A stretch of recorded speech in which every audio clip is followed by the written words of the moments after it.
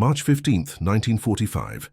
28,000 feet above the fractured landscape of southern Germany, Hauptmann Friedrich Weber gripped the control stick of his Messerschmitt and watched the formation of American heavy aircraft approaching from the west.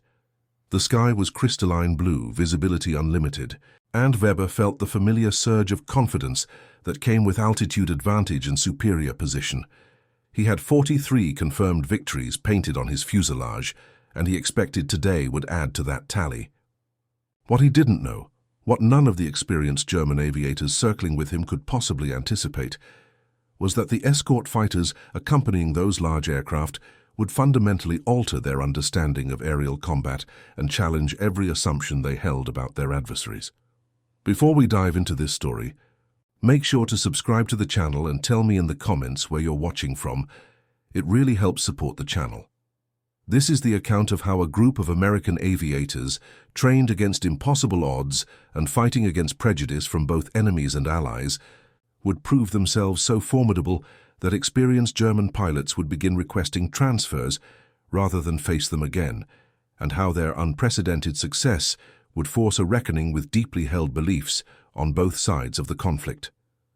The journey to that moment above southern Germany had begun years earlier, in a place that seemed worlds away from European skies.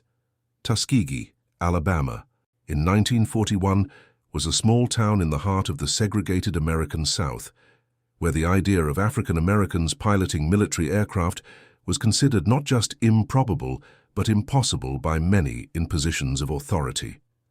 The United States Army Air Corps had maintained an unwritten but rigidly enforced policy that excluded people of color from aviation roles, based on deeply flawed studies claiming they lacked the temperament, intelligence, and reflexes necessary for flight. Yet pressure was mounting. Civil rights organizations, African American newspapers, and political activists had been challenging these discriminatory policies for years. First Lady Eleanor Roosevelt had taken a public flight with an African American civilian aviator named Charles Anderson, deliberately generating publicity to challenge prevailing attitudes. When the military finally, reluctantly, agreed to establish a program to train African American pilots, it was done with the expectation that the experiment would fail, providing institutional justification for continued exclusion. The location chosen for this program was deliberate. Tuskegee Institute in Alabama was far from major population centers, effectively isolating the program from public view. The Army Air Corps partnered with the historically black college to establish a training facility at what would become Moton Field, followed by a larger base nearby. If the program failed, it would do so quietly, far from the scrutiny of the national press. But failure was not what happened. Second Lieutenant Robert Williams stood in the Alabama heat of June 1942, watching another training aircraft climb into the afternoon sky. He had completed his own training 3 months earlier, part of the 5th class to graduate from the program, and now served as an instructor for incoming candidates. The selection process for Tuskegee was extraordinarily rigorous, more demanding than programs for white aviation cadets. Candidates needed not only high school diplomas, but also college education or equivalent technical training. They underwent intensive screening for academic aptitude, physical fitness, and psychological stability. The washout rate was deliberately kept high. Williams had seen talented young men arrive at Tuskegee with dreams of flight, only to be dismissed for minor infractions that would have earned white cadets a mere reprimand. He had watched instructors, some of them white officers who resented their assignment to this segregated program, search for any justification to fail African American students. Yet despite these obstacles, perhaps because of them, the men who made it through emerged as exceptional aviators. The training itself was comprehensive and unforgiving. Ground school covered aerodynamics, aircraft systems, navigation, meteorology, and military regulations. Physical training pushed men to their limits. Flight training progressed through primary, basic, and advanced stages, each more demanding than the last. Students learned not just to fly, but to fly with precision, to navigate by instruments and dead reckoning, to execute combat maneuvers and formation flying, to push aircraft to their performance limits while maintaining control. By the time the 1st Combat Unit, the 99th Fighter Squadron, deployed to North Africa in April 1943, its pilots had logged more training hours than their white counterparts. They had been forged by a system designed to break them, and they had not broken. Instead, they had exceeded every standard set before them. Captain Benjamin Davis, Jr. led that first squadron overseas. His father was Benjamin Davis, Sr., the first African-American general in the United States Army, and the younger Davis carried the weight of representation on his shoulders. He understood that every mission flown by his unit would be scrutinized, that any failure would be magnified and used as evidence for continued discrimination, while successes would be minimized or attributed to luck. The pressure was immense, personal, and constant. The squadron's first months in combat were difficult. They flew older aircraft initially, hand-me-downs considered adequate for a unit that many senior officers expected to fail. They faced skepticism and hostility from white units stationed nearby. They were given defensive assignments rather than the high-profile escort missions that generated recognition and media attention. Some critics, eager to validate their prejudices, pointed to the squadron's modest early record as proof that the Tuskegee experiment had failed. But those critics failed to account for several crucial factors. The 99th was learning combat operations under the same challenging conditions that tested all new units. They were adapting to aircraft, tactics, and operational realities that no amount of training could fully prepare them for. They were doing all of this while navigating the additional burden of racial discrimination, even in combat zones. And crucially, they were being evaluated by a different, higher standard than white squadrons. Lieutenant Charles Bailey sat in the cockpit of his Curtiss fighter on a dusty Sicilian airfield in July 1943, waiting for the signal to take off. His squadron was tasked with providing cover for ground forces pushing inland from the beachhead. It was demanding work, low-level flight over hostile territory, constant vigilance for enemy aircraft, coordination with ground controllers speaking through radio equipment that often failed at critical moments. Bailey had flown 16 such missions in the past 3 weeks. He was exhausted, his uniform perpetually soaked with sweat, his hands cramping from hours gripping the control stick. But he was also exhilarated. This was what he had trained for, what he had endured discrimination and doubt to achieve. When he climbed into the sky, when he scanned the horizon for threats and positioned his aircraft to intercept them, when he dove toward enemy positions and pressed the trigger. In those moments, nothing else mattered. Skill mattered. Courage mattered. The prejudices and barriers that constrained life on the ground seemed to fall away at altitude, leaving only the fundamental challenge of survival and mission accomplishment. The breakthrough came gradually, then suddenly. In January 1944, the 99th Fighter Squadron was joined by 3 additional squadrons, the 100th, the 301st, and the 302nd, forming the 332nd Fighter Group. This consolidated force, now flying newer, more capable aircraft, began taking on escort missions for heavy strategic aircraft striking targets deep in occupied Europe. The escort mission was among the most demanding in aerial warfare. Large aircraft formations flying into heavily defended territory were vulnerable to interception by enemy fighters. The escort's job was to position themselves around the formation, maintain vigilance throughout hours-long missions, engage any threats before they could attack the vulnerable aircraft, and do all of this while managing fuel consumption carefully enough to make it home.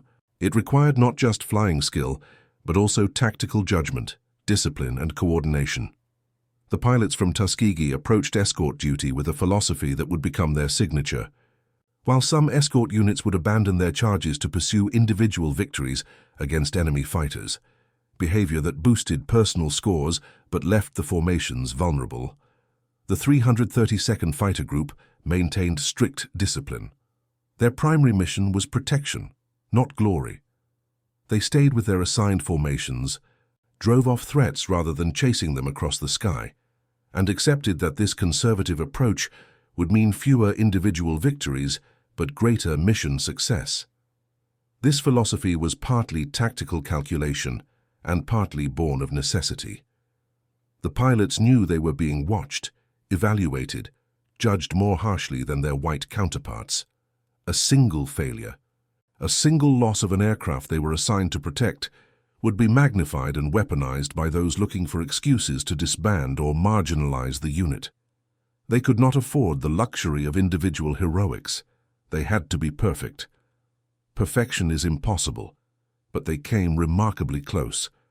Major Thomas Roberts led a flight of 8 fighters, painted in distinctive colors on a March morning in 1945, climbing to meet an incoming formation of American heavy aircraft over northern Italy. The aircraft he and his pilots flew were North American fighters, among the finest in the American infantry, with long-range, heavy armament and excellent handling characteristics. But more importantly, they carried paint schemes that made them instantly recognizable, distinctive markings on tails and wingtips that stood out against the sky. Those colors became legendary. Aircraft crews learned to look for them, to feel a sense of relief when they spotted the distinctive paint scheme pulling into formation around them.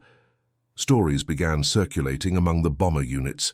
There was the flight crew that had watched enemy fighters scatter when the distinctively marked escorts arrived. The navigator who counted 6 different attacks driven off by the same group of escorts during a single mission. The pilot who had limped home in a heavily damaged aircraft, one engine gone while escorts circled protectively until he reached friendly territory. The numbers told the story. While other escort groups suffered regular losses of the formations they protected, the 332nd Fighter Group's record was extraordinary. Mission after mission, the heavy aircraft they escorted returned home. The pilots from Tuskegee were developing a reputation for absolute reliability, for staying with their charges no matter what, for fighting with coordinated discipline rather than individual recklessness. But it wasn't just American crews who noticed. Hauptmann Friedrich Weber, the experienced German aviator encountered at the beginning of this account, first heard about the distinctive American escorts in February 1945. He was stationed at an airfield in southern Germany, part of a rapidly shrinking force trying to defend against the overwhelming aerial campaign that now dominated the skies over Central Europe. Resources were scarce: fuel, ammunition, replacement aircraft, experienced pilots, all in desperately short supply. Every mission had to count. Weber and his fellow pilots would gather in the operations room before missions, studying intelligence reports on American formations and their probable routes. The reports included information on escort patterns and, increasingly, warnings about particular escort units. The ones with the distinctive paint schemes were mentioned specifically. There were accounts from pilots who had engaged them and found them unusually disciplined and skilled. There were recommendations to avoid formations they protected if possible, to seek easier targets. Weber initially dismissed these reports as exaggeration or excuse-making. He had been flying combat missions since 1940, had survived the brutal air battles over Britain, the Eastern campaigns, and now the defense of the homeland. He considered himself and his fellow veterans more than capable of handling American escorts, regardless of their markings or reputation. His first encounter with the reality changed his mind. It happened on the mission described at the opening of this account. Weber and 11 other German fighters had positioned themselves above an incoming American formation, 64 heavy aircraft in tight boxes, approaching a strategic target in southern Germany. It was a standard interception setup. The German fighters had altitude advantage, could choose their moment to attack, and outnumbered the visible escorts by a favorable margin. Then Weber saw the distinctive paint schemes. 8 fighters, painted in colors that stood out against the pale sky, were positioned in textbook formation around the heavy aircraft. They weren't bunched up, weren't flying erratically, weren't presenting any obvious gaps in coverage. Weber watched them for several minutes, looking for an opening, and found himself impressed despite his instincts. These were pilots who knew their business. Weber signaled his flight and began his attack dive. The plan was to come down with speed, strike one of the trailing heavy aircraft formations, then use momentum to escape before the escorts could react. It was a tactic German fighters had used successfully countless times. Against undisciplined or inexperienced escorts, it worked perfectly. The escorts would often scatter, chase individual attackers, and leave other parts of the formation vulnerable. The distinctive aircraft didn't scatter. As Weber dove, 2 of them immediately repositioned to intercept his angle of approach. not chasing him directly, which would have been inefficient and would have left gaps in coverage, but moving to cut off his attack before he could reach the heavy aircraft. Two others simultaneously adjusted their positions to cover the gaps, maintaining protective coverage of the entire formation. It was textbook defensive flying, executed with a precision Weber rarely saw even from his own experienced pilots. Weber broke off his attack run, pulled up sharply, and climbed back to altitude. He had gotten nowhere near the heavy aircraft. Below him, the formation continued on course, the distinctive escorts maintaining their positions. He tried again, approaching from a different angle. The result was the same, immediate, coordinated response that forced him to break off or risk a head-on engagement. He wasn't confident he could win. The distinctive aircraft were always in position, always responding together rather than individually, always maintaining their primary mission of protection. After 20 minutes of frustrated attempts, burning fuel he couldn't afford to waste, Weber gave the order to disengage. His flight withdrew, and the American formation continued toward its target unmolested. As he flew back toward his base, Weber replayed the engagement in his mind. He had encountered well-trained, disciplined escorts before, but there was something different about these. They flew with a level of coordination and tactical awareness that suggested not just training, but actual combat-forged teamwork. They didn't make mistakes.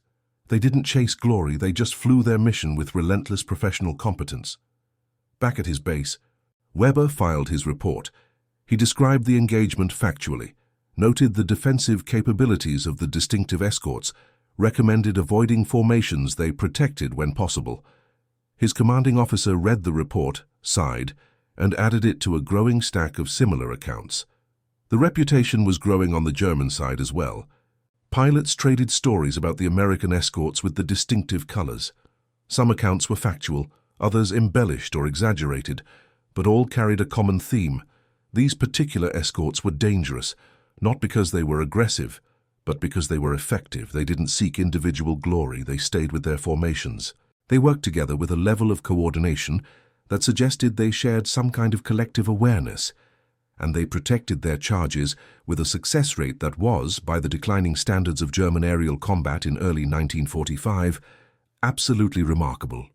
Lieutenant James Mason flew his 51st escort mission on March 20th, 1945. He was 23 years old, from Detroit, Michigan, and had been flying combat missions for 7 months. He had 4 confirmed victories, but he didn't think about them much. What he thought about was bringing everyone home, his fellow pilots, and more importantly, the crews in the heavy aircraft they protected. Mason understood something that some other escort pilots didn't fully grasp. Each of those heavy aircraft carried 10 men, 10 lives depending on the formation reaching the target and getting home safely. Every attack they drove off, every enemy aircraft they kept away from the formation, potentially saved not just one life, but dozens. That mathematics made the mission clear. Personal glory was meaningless compared to that responsibility. This mindset was shared throughout the 332nd Fighter Group, reinforced by leadership, by training, and by the reality of their position. They knew they were representing not just themselves, but their entire community. Every mission was a referendum on whether African Americans belonged in combat aviation. They could not afford to fail. They could not afford to be merely adequate. They had to be exceptional, and they had to be exceptional consistently. The pressure of that burden would have crushed some units. Instead, it forged the Tuskegee pilots into something remarkable. They flew with a discipline and purpose that transcended individual achievement. They supported each other in the air and on the ground, understanding that every pilot's success or failure reflected on all of them. They studied tactics together, analyzed their missions together, learned from every engagement. They became something more than a collection of individual pilots. They became a cohesive fighting unit operating with shared purpose and mutual trust. Captain William Howard circled above a heavy aircraft formation on March 27, 1945, his eyes constantly scanning the sky for threats. He was flight leader for this mission, responsible for coordinating the defensive screen around 68 heavy aircraft striking a strategic facility in Austria. It was his 73rd escort mission. He had learned to read formations, to sense when attacks were developing, to anticipate threats before they materialized. He spotted them 10 minutes before they struck, 4 contacts at high altitude positioned for an attack dive. Howard keyed his radio and gave crisp instructions to his pilots. 2 would climb to meet the high threat. 2 would stay with the formation in case there were additional attackers they hadn't spotted. Howard himself would position to intercept if the high threats got through the initial screen. The radio discipline was impeccable. No chatter, no unnecessary communication, just brief professional exchanges coordinating their response. Howard watched as his 2 pilots climbed, their aircraft gaining altitude with purposeful efficiency. The enemy fighters above saw them coming and had to make a choice: press the attack and risk engagement, or break off and preserve their aircraft. They broke off. Howard noted it with satisfaction. Another attack prevented, another formation protected, another successful mission. He didn't need to pursue those retreating aircraft across the sky. His job was here, protecting these 68 aircraft and the 680 men aboard them. Let other units chase individual victories. His unit would do the harder, more important work of keeping vulnerable aircraft safe. The formation continued toward the target, completed its mission and turned for home. All 68 aircraft made it back to their bases. It was unremarkable by the standards of the 332nd Fighter Group. It was exactly what they did, mission after mission, with a consistency that defied the brutal statistics of aerial warfare in 1945. The German High Command noticed.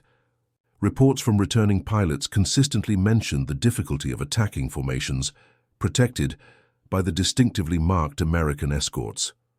Unit commanders, dealing with steadily declining numbers of experienced pilots and serviceable aircraft, began factoring this information into mission planning.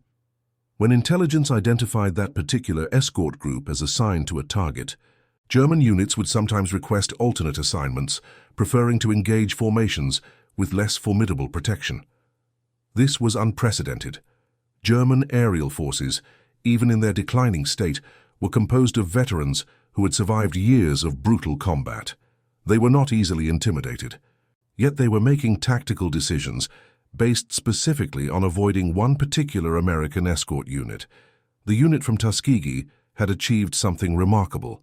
They had earned the wary respect of skilled enemies. Oberleutnant Karl Schneider was 27 years old in April 1945, and he was tired.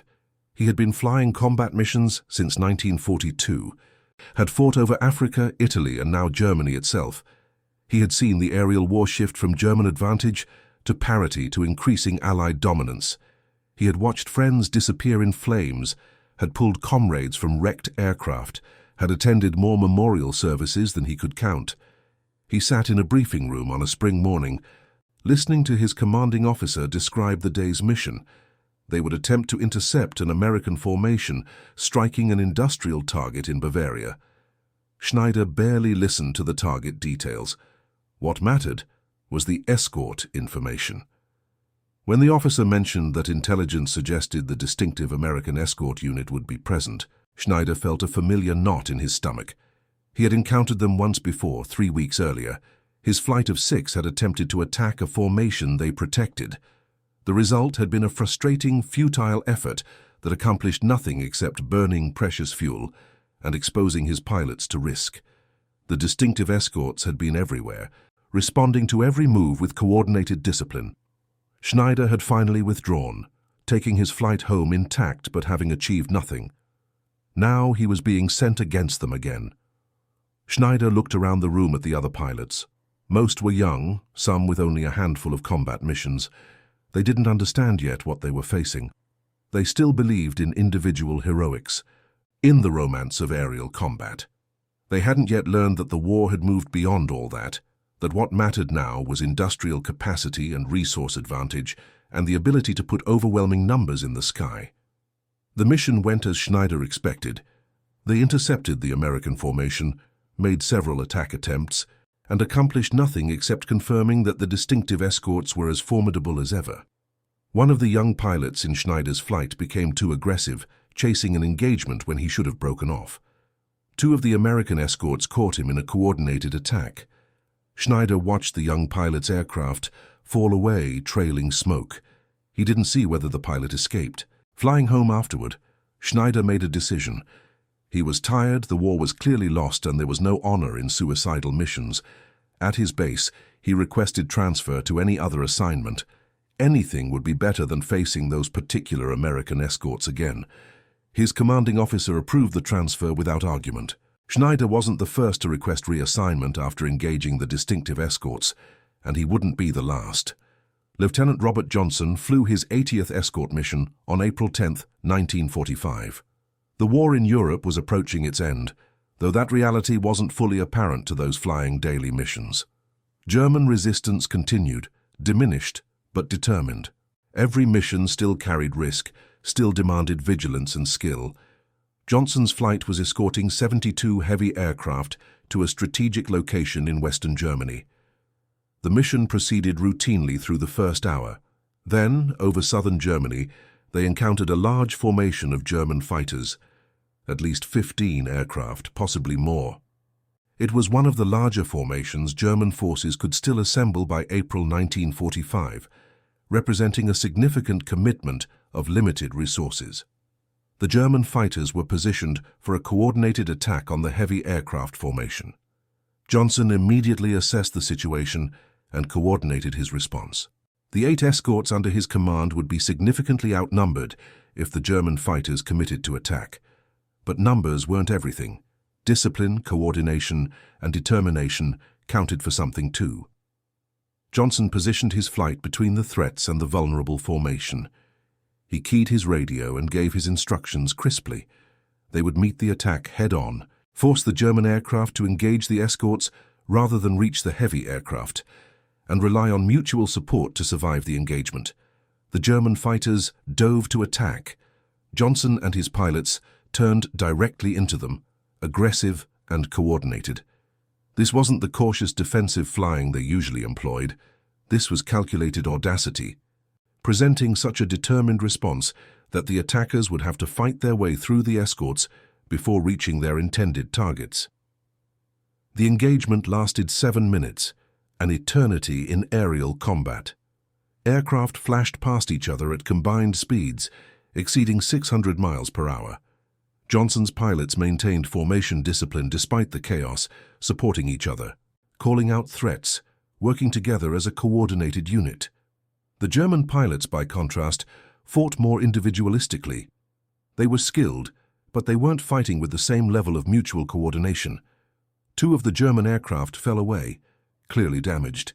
Johnson's flight suffered hits, bullet holes in wings, damaged instruments, punctured fuel tanks, but all 8 remained airborne and functional. More importantly, none of the attacking German aircraft got through to the heavy formation.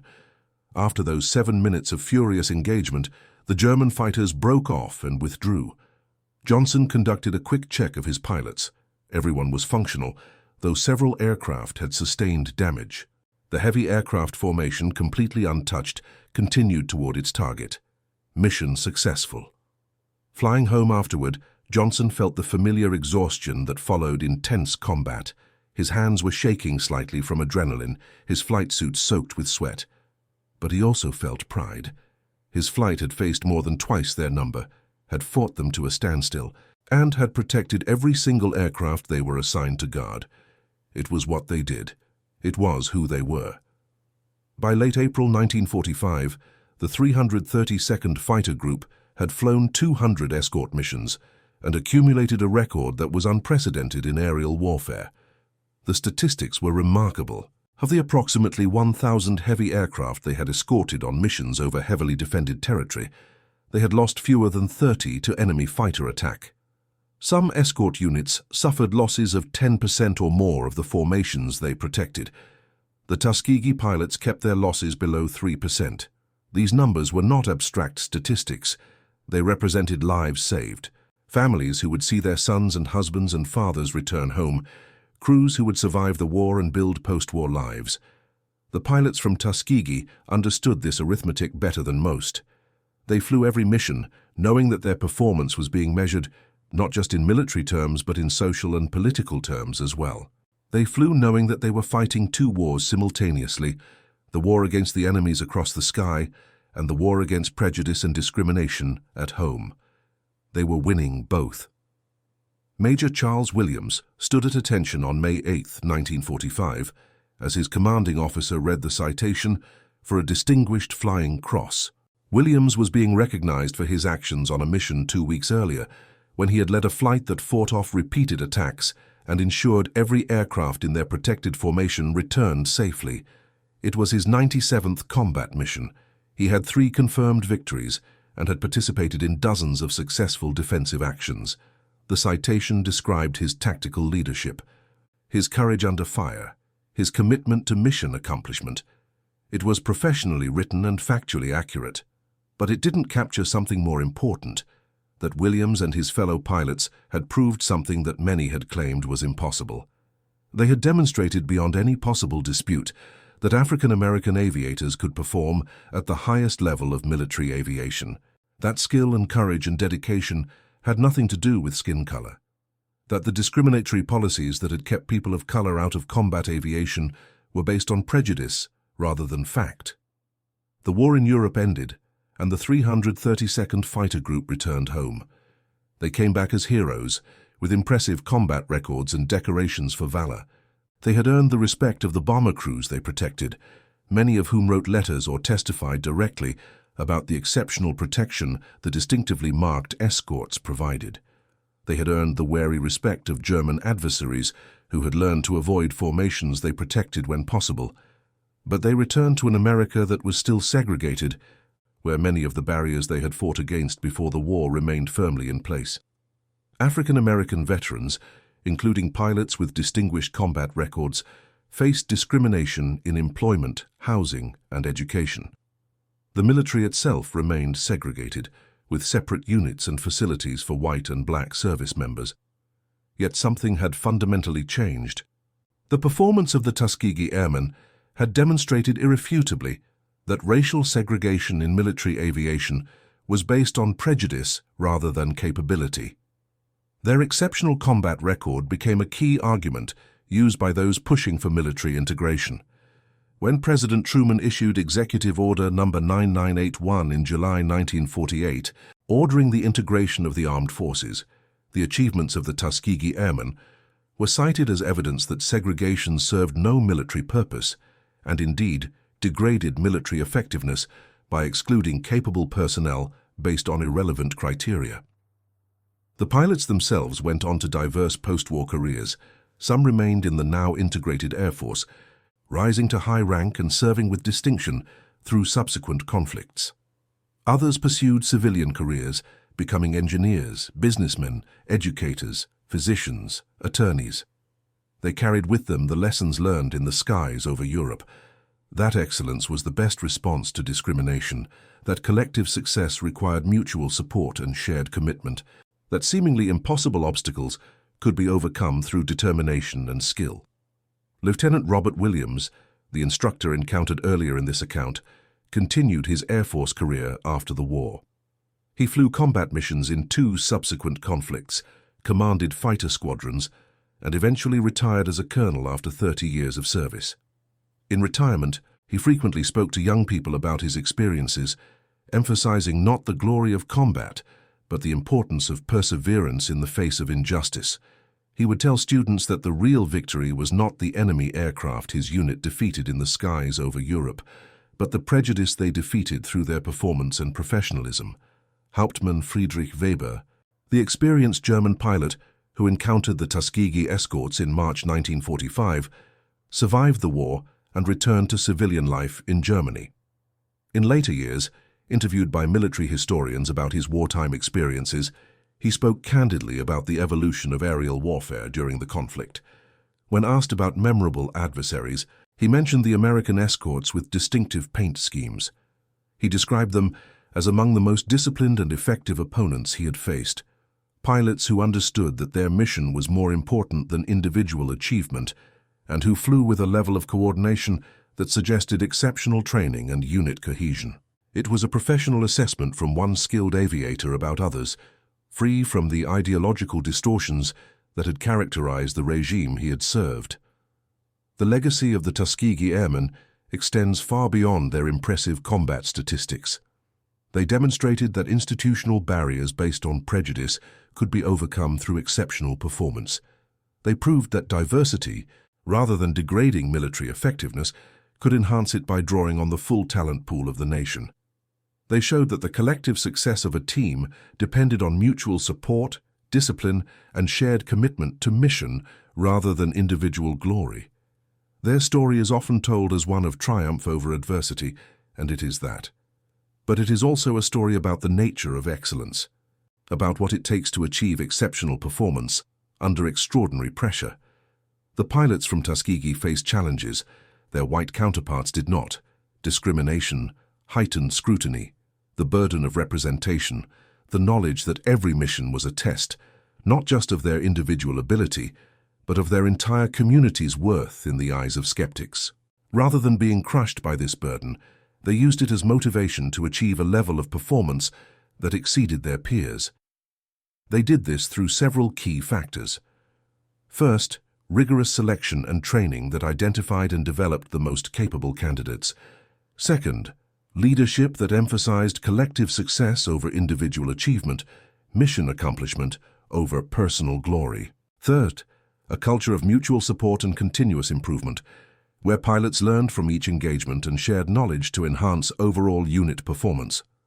Fourth, tactical discipline that prioritized mission objectives over the temptation of easier paths that might have brought individual recognition, but would have compromised mission success.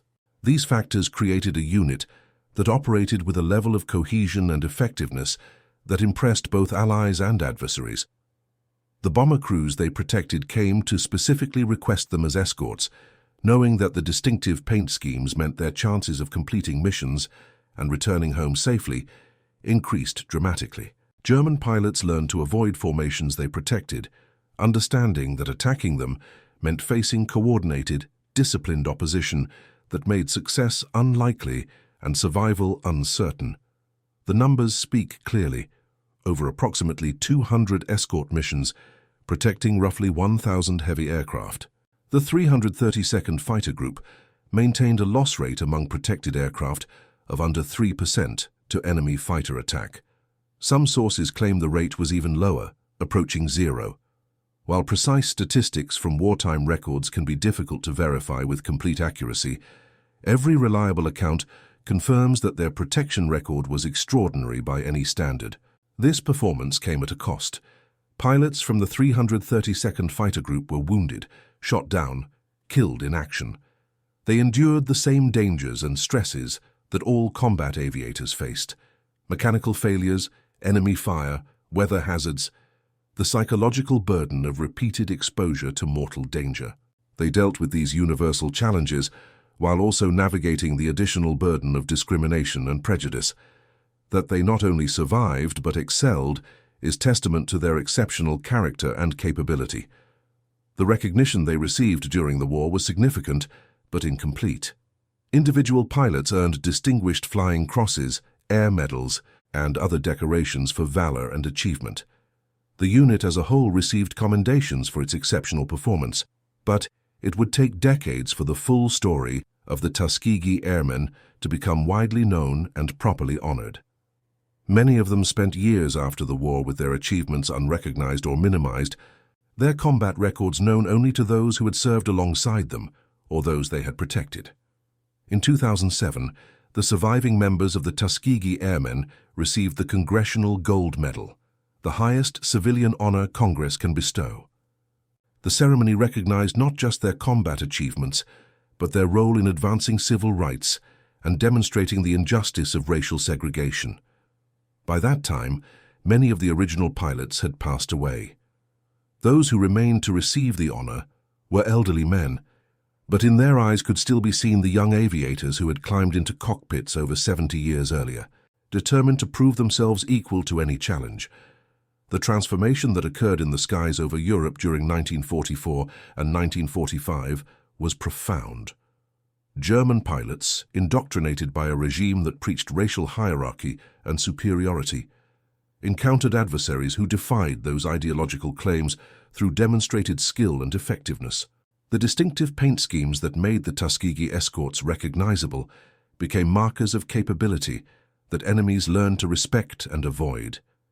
This was a quiet but powerful refutation of the racial ideology that had partially motivated the conflict in the first place.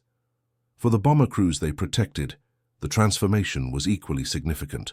Many came from backgrounds where racial prejudice was common, where they had absorbed societal assumptions about the capabilities of African Americans.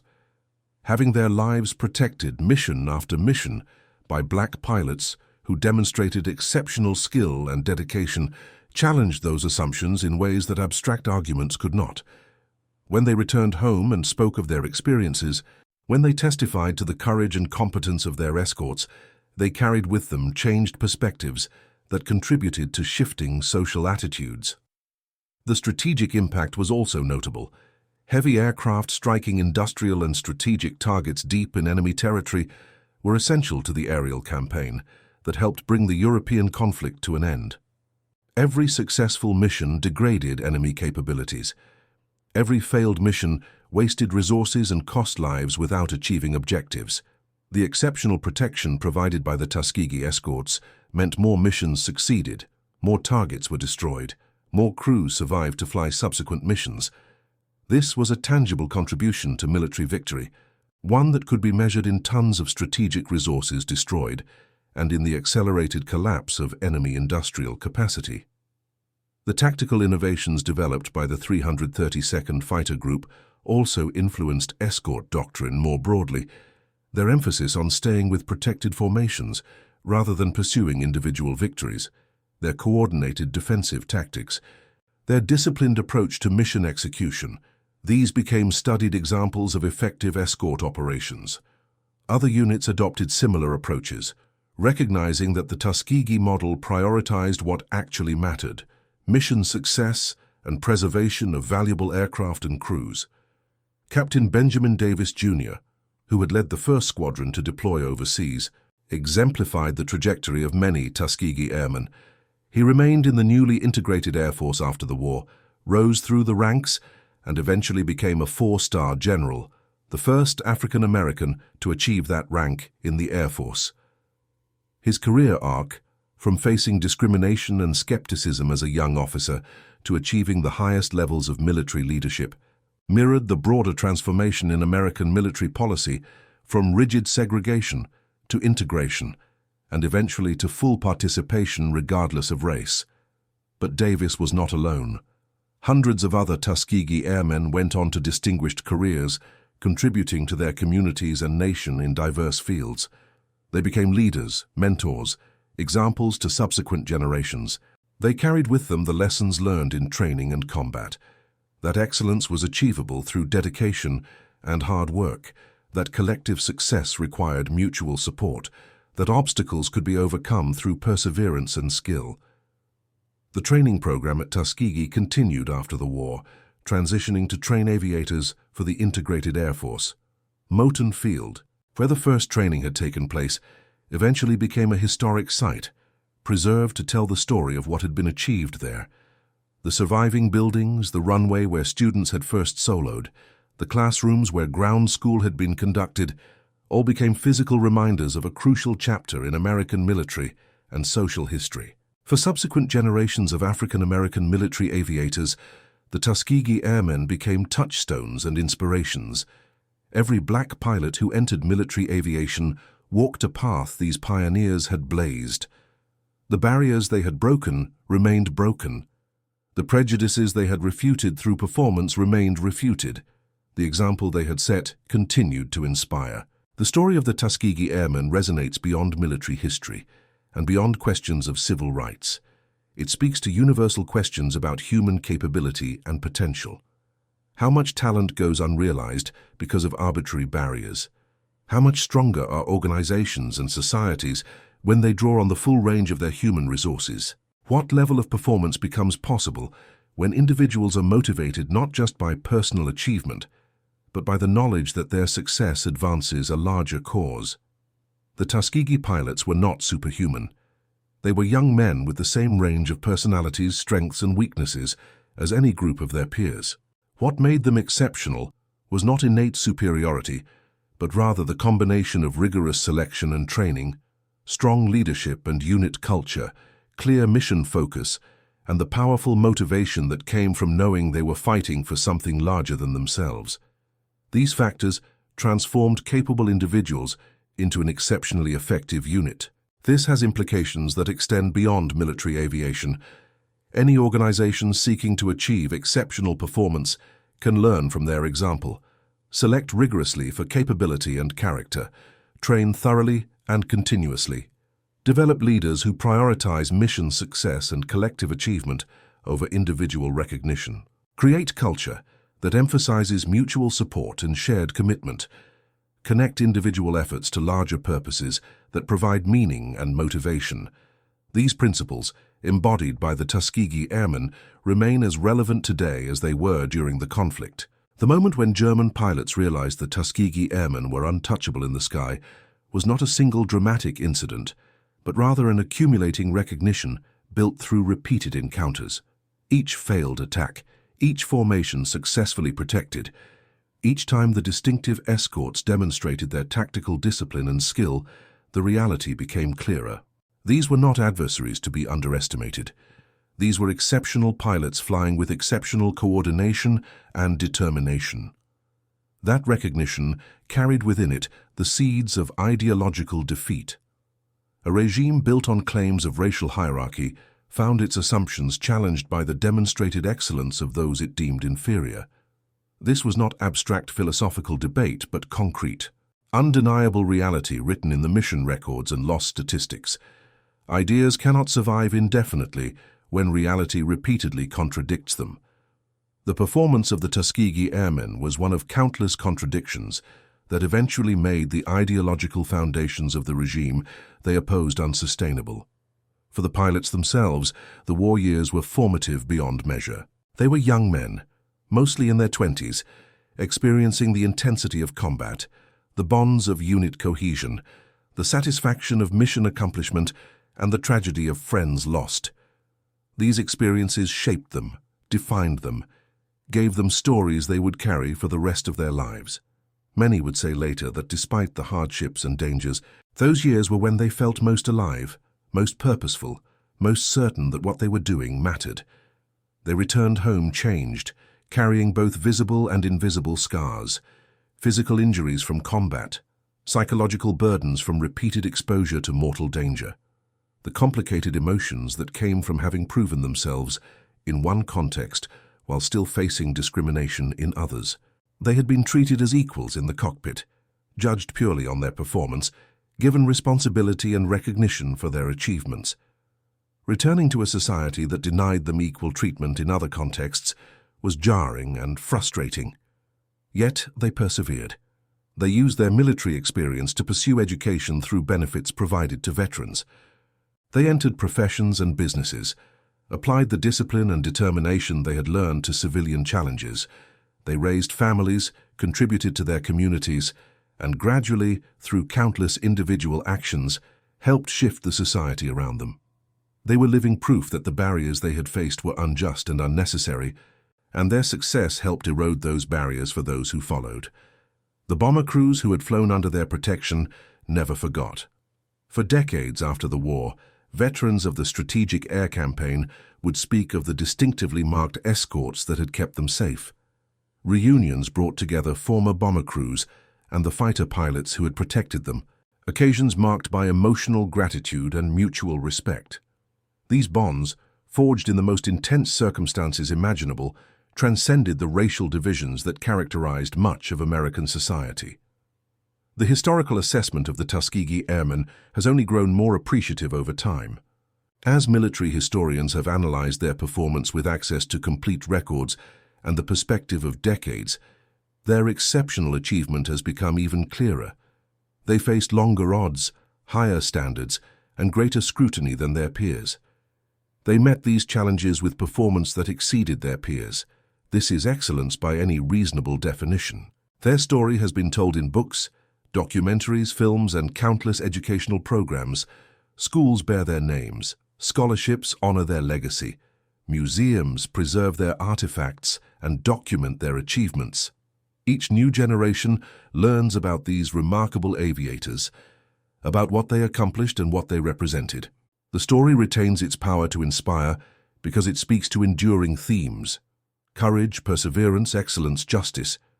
The technical aspects of their achievement should not be overlooked in focusing on the social significance. These were skilled aviators who mastered complex aircraft, executed sophisticated tactics, and operated effectively in the demanding environment of aerial combat.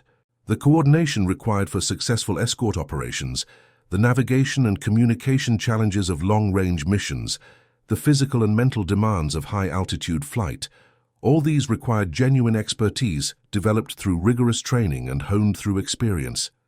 The distinctive paint schemes they wore became iconic, but they were just the visible marker of what made them special. Beneath the recognizable colors was substance: training, discipline, tactical doctrine, unit cohesion, leadership, and shared commitment to mission. The colors identified them, but performance defined them. Lieutenant James Mason, encountered earlier in this account, flew his final combat mission on April 28, 1945. He escorted a formation of heavy aircraft to a target in Austria, helped drive off one half-hearted attack attempt, and watched as all protected aircraft completed their mission and turned for home. It was his 93rd escort mission. Routine, successful, unremarkable, except that it was his last. Mason would return to the United States, complete his military service, and use educational benefits to earn an engineering degree. He would work for a major aerospace company for 35 years, contributing to aircraft development and eventually managing large engineering teams.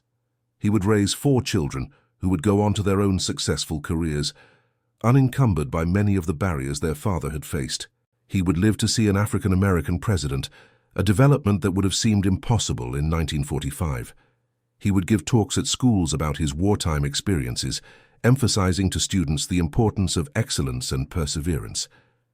In all these ways, Mason's life after the war mirrored countless other Tuskegee Airmen. They had proved themselves in the most demanding circumstances imaginable.